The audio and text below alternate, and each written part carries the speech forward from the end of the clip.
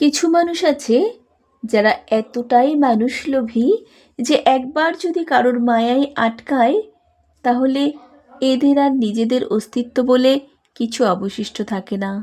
শুধু একটু ভালো ব্যবহার, চারানা ভালোবাসা, কয়েকটা যত্ন, ২-৪ দিনের গুরুত্ব, এই সামান্য কটা জিনিসের বিনিয়োগ লাগে।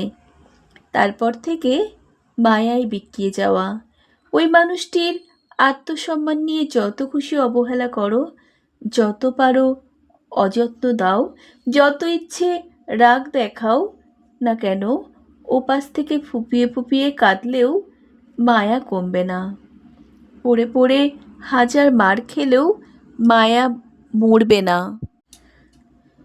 মনের মধ্যে শত অভিযোগ থাকলেও পা আঁকড়ে ধরে থাকবে। মাথার চুল পড়ে গেলেও কষ্ট হয় না, জয়েন্ট নড়ে গেলেও কষ্ট পাবে না, মনটা বিষের নীল হয়ে গেলেও মরণ হবে না।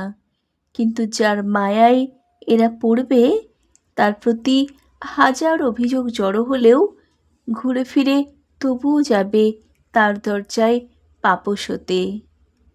না, এরকম মানুষদের আলাদা করে মরতে হয় না। অতিরিক্ত মায়া এদিকে রোজ প্রতি ঘন্টায় স্লো পয়জিং করে মেরে ফেলে।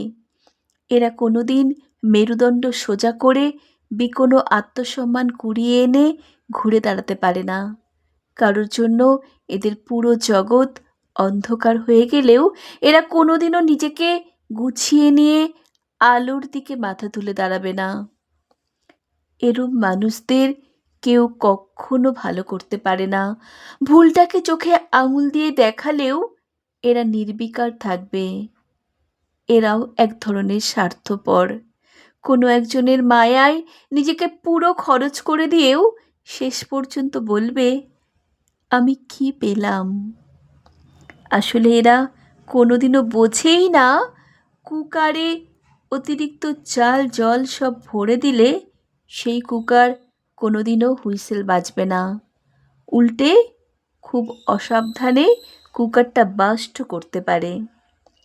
সংগৃহীত কণ্ঠে আমি সুমিত্রা।